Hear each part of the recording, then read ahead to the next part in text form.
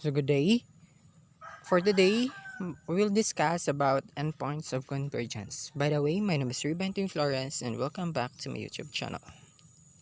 Endpoint of convergence. For a power series whose radius of convergence is a finite number of r, Theorem 9.20 says nothing about the convergence of the endpoints of the interval of convergence. Each endpoint must be tested separately for convergence or divergence. As a result, the interval of convergence of a power series can take any one of the six forms shown in the figure 9.18. So just observe any of this is the interval of convergence.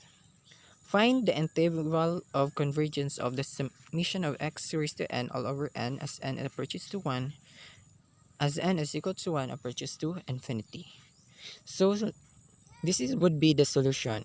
We're letting u sub n is equal to x raised to n all over n produces the limits of the absolute value of sub n plus 1 all over un as n approaches to infinity, which is equal to the absolute value limit of the absolute value of x raised to n plus 1 all over the quantity of n plus 1 all over n raised to n x raised to n rather all over n, where if we simplify that, we came up with the limit of the absolute value of nx all over n plus 1 as n approaches to infinity.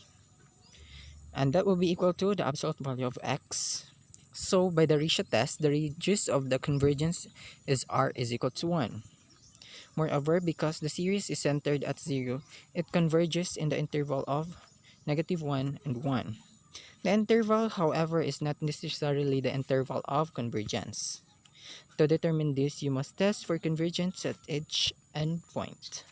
When x is equal to 1, you obtain the divergent harmonic series. So we came up with summation of 1 over n as n is equal to 1 approaches to infinity is equal to 1 over 1 plus 1 over 2 plus 1 over 3 and so on. Diverges when x is equal to 1.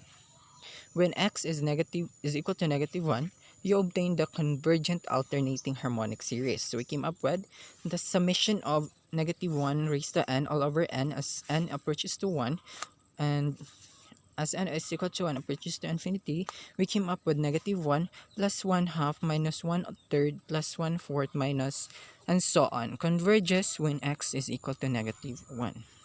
So the interval of convergence for the series is negative bracket -1, 1 to the quantity as, close open parenthesis order as shown in the figure 9.19. So just observe, we came up with the fixed value of -1 and then and so on to the positive 1.